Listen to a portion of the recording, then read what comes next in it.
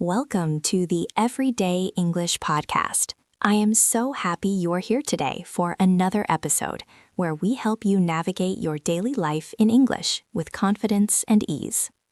Today, we are exploring a situation that I think every single person listening has experienced at least once, and if you are like me, maybe you have experienced it many times.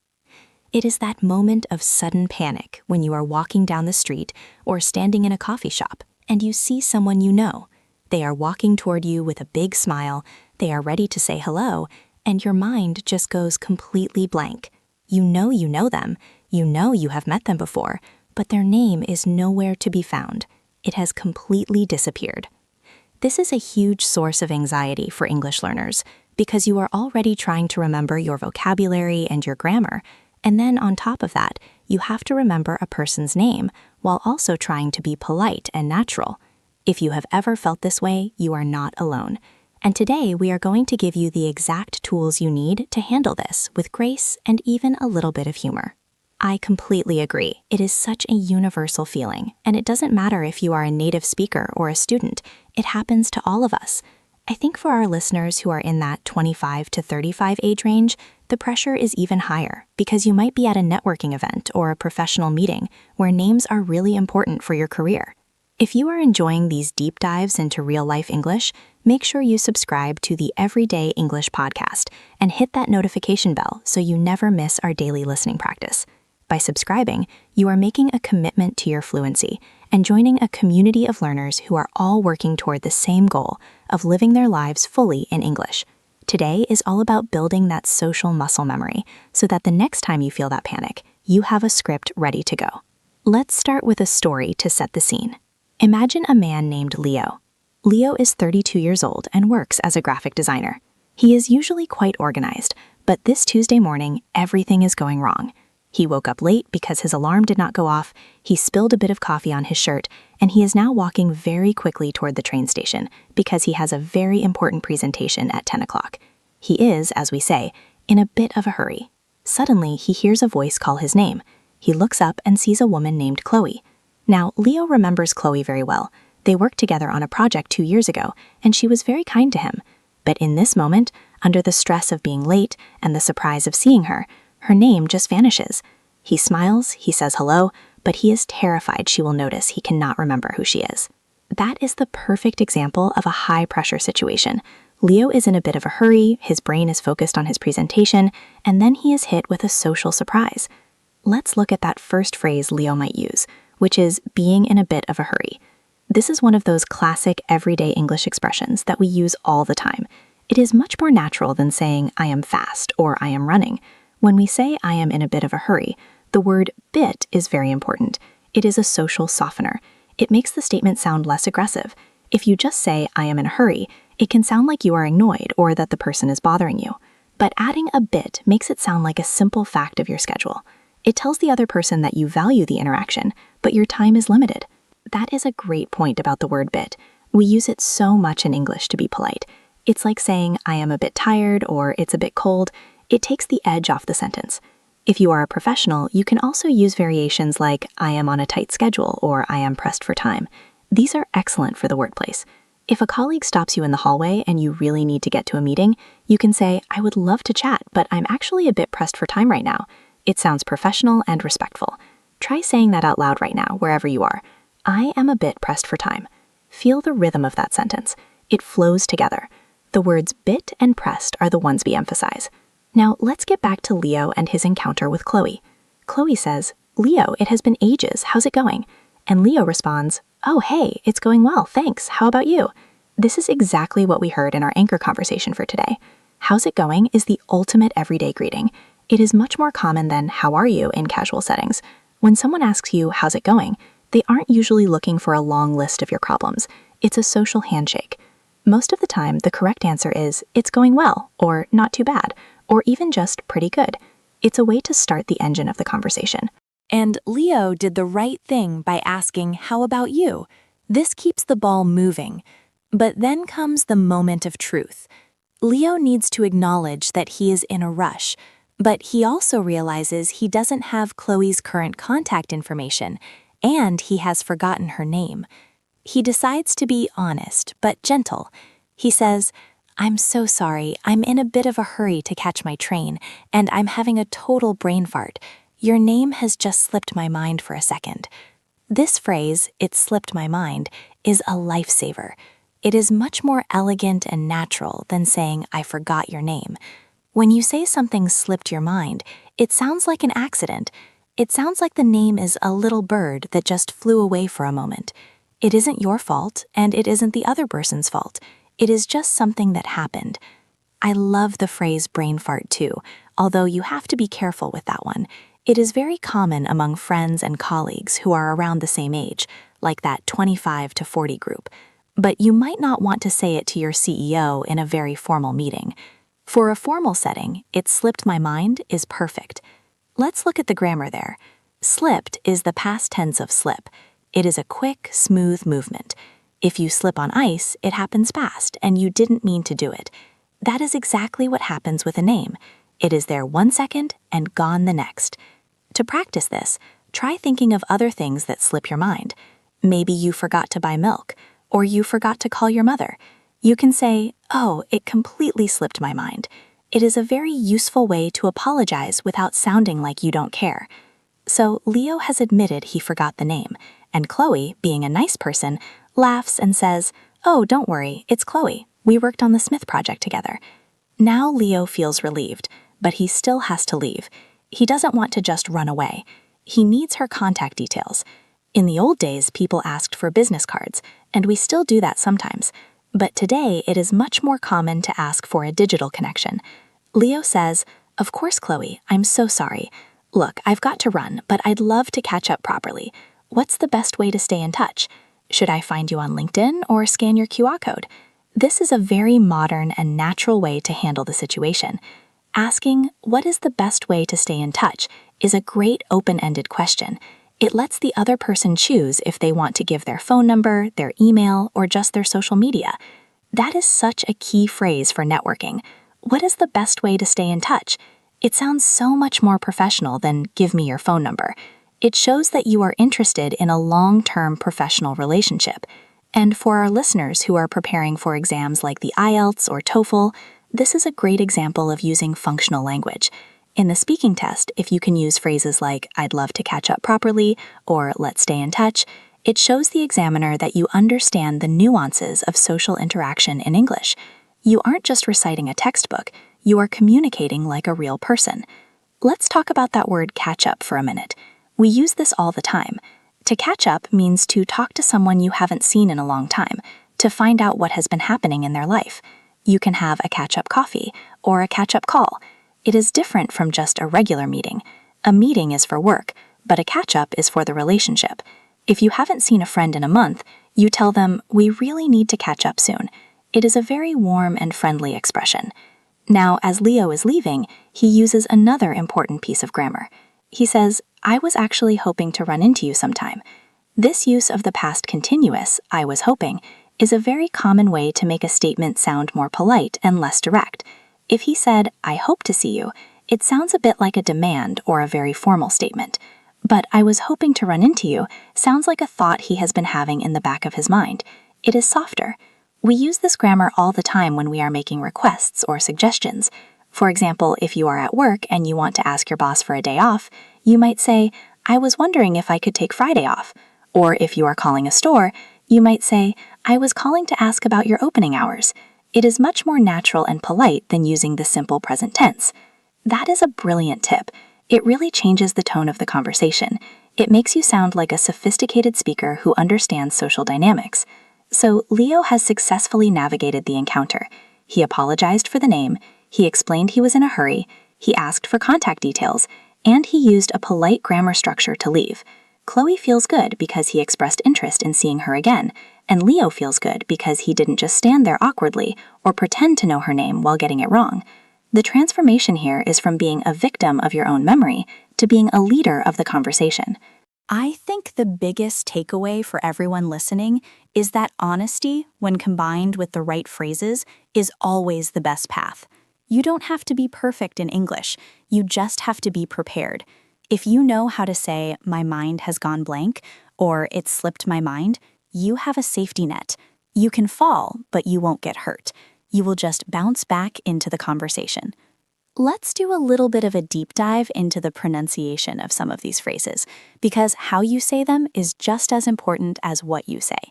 When we say, "it slipped my mind," we don't say each word separately, like a robot.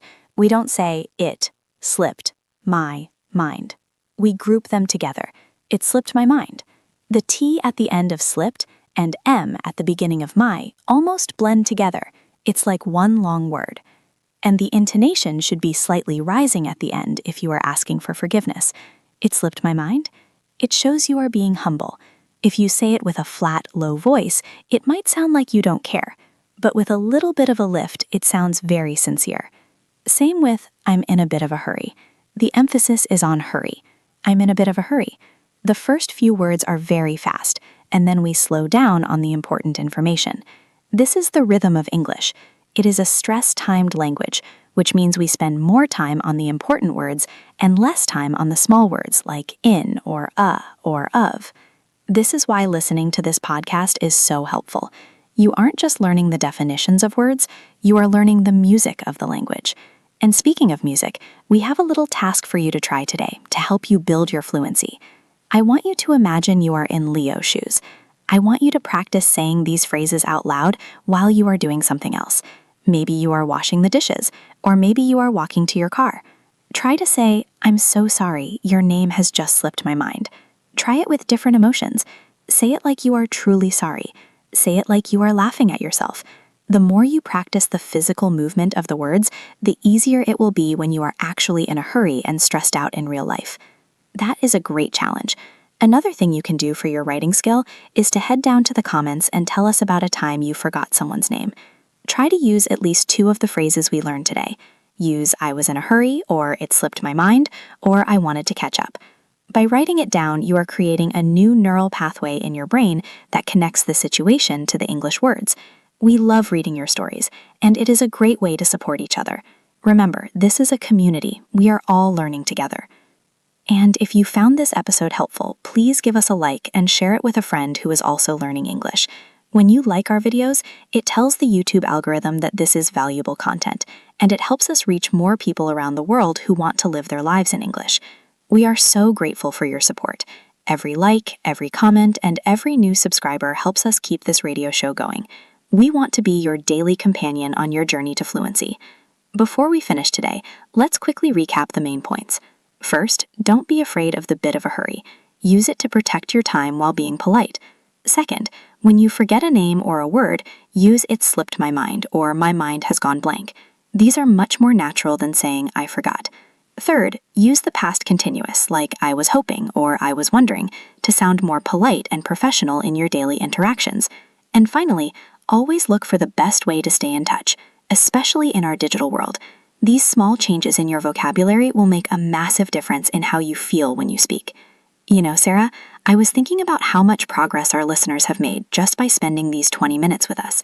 It is all about the consistent daily practice. If you can't do the 1-hour deep dive every day, these short lessons are the perfect way to keep your brain in English mode. Fluency isn't a destination you reach overnight. It is a habit you build every single day, and we are so honored to be a part of that habit for you. Absolutely, Mark. It is those small daily wins that add up to big results. Think about where you were a month ago compared to where you are now. You are understanding more, you are learning these beautiful natural expressions, and you are becoming more comfortable with the clear, slow English we use here. Don't be discouraged if you still make mistakes. Mistakes are just proof that you are trying and that you are learning. Every time you say, "it slipped my mind," instead of just staying silent, you are winning. We really hope this episode has given you a bit more confidence for your next social encounter. Next time you see someone and you can't remember their name, don't run away. Use your new phrases, smile, and enjoy the conversation. You have the tools now. You are ready. Thank you so much for listening to the Everyday English podcast. We are so proud of the work you are doing. Keep practicing, keep shadowing, and keep being curious about the world in English. We will be back tomorrow with another episode focusing on work and money vocabulary, which I know a lot of you have been asking for. It is going to be a very practical one, so make sure you have subscribed and turned on those notifications so you don't miss it. Until then, have a wonderful day, even if you are in a bit of a hurry. Take these phrases out into the world and use them. You will be amazed at how people respond when you speak with natural, everyday English. That is right. Go out there and show the world what you can do. You have the talent, you have the drive, and now you have the vocabulary. We are cheering for you every step of the way. See you in the next episode for more daily listening practice. Keep your head up, keep your ears open, and keep speaking. You are doing an incredible job, and your future self will thank you for the time you are putting in today. I was just thinking about one more thing before we go. For those of you who are taking the IELTS soon, remember that the examiners are looking for your ability to self-correct. If you forget a word during the test, don't just stop. Use the phrase, "Oh, the word has just escaped me," or "What is the word I am looking for?" This shows that you have the language to describe your own mental process.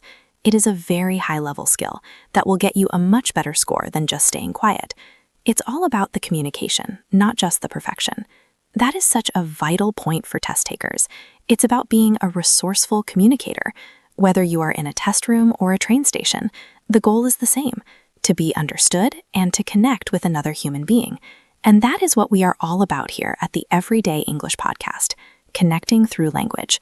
Have a great day, everyone, and we will talk to you very soon. Happy learning! It truly is amazing how a few simple phrases can change your entire outlook on a conversation. I remember when I was first learning a second language, I used to be so afraid of making a mistake that I would avoid people entirely.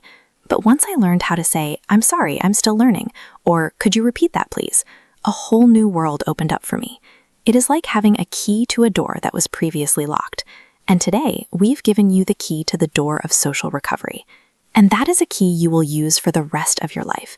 Every time you use it, the lock gets a little easier to turn. Soon, you won't even have to think about it. The words will just come to you naturally, even when you're in a bit of a hurry. So go ahead, give it a try today. Even if you don't see anyone you know, you can practice in the mirror or with a friend. The important thing is to get the words out of your head and into the world. We are so glad you joined us for this session. It has been a pleasure sharing these tips and stories with you. Remember, every day is a new opportunity to improve, and every conversation is a chance to practice. You are becoming a more confident, more fluent, and more capable version of yourself with every minute you spend listening to this show. We believe in you, and we can't wait to hear about your progress. Take care of yourselves, stay positive, and keep that English flowing. We are already looking forward to our next chat. There is so much more to explore, from the vocabulary of the workplace to the nuances of romantic relationships and everything in between. We are here to help you through all of it, one slow, clear step at a time. See you tomorrow for another great episode of the Everyday English Podcast. As we close out this episode, I want you to take a deep breath and realize that you've just completed a significant amount of English practice. You've listened to a complex story, analyzed sophisticated grammar, and learned how to navigate a difficult social situation. That is something to be proud of. Most people never take the time to truly study the details of how we speak, but you are doing the work. You are going beyond the basics, and that is what will set you apart. It really is the deep work that makes the difference. Many people just watch short clips or look at vocabulary lists, but by listening to this long-form dialogue, you are immersing your brain in the natural patterns of English. You are training your ears to hear the connections between words and your mind to understand the logic behind the phrases. This is how true fluency is born. It is a slow process, but it is a permanent one. Once you have this, no one can take it away from you. So as you go about the rest of your day, whether you're heading to work, taking care of your family, or just relaxing at home, keep these phrases in the back of your mind. Maybe you'll find a perfect moment to use one, or maybe you'll just hear one in a movie or another podcast. Every time you recognize one of these expressions in the wild, it's a sign that your hard work is paying off.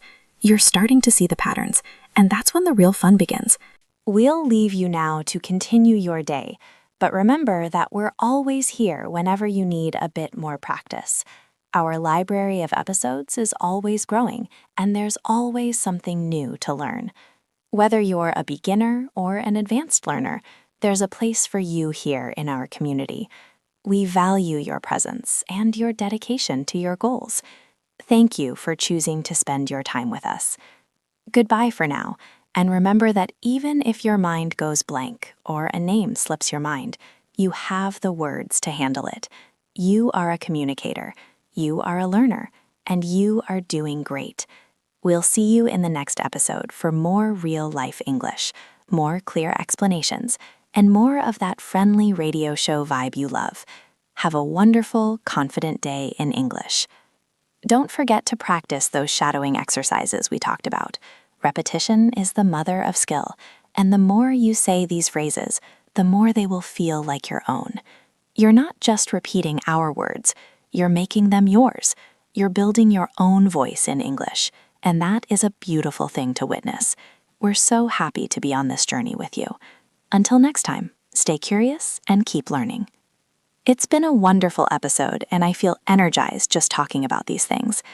There's something so powerful about realizing that the things we fear most, like social awkwardness, can be managed with just a little bit of preparation.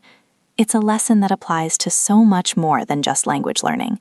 It's about life, facing your fears, preparing for the unexpected, and moving forward with a smile. That's the everyday English way. And on that note, we'll let you get back to your Tuesday, your Wednesday, or whatever day it is for you. We hope it's a great one. We hope you find plenty of opportunities to use your English and to see the progress you're making. You're doing the work, and the results are coming. We'll be right here waiting for you tomorrow. Take care, everyone, and happy speaking.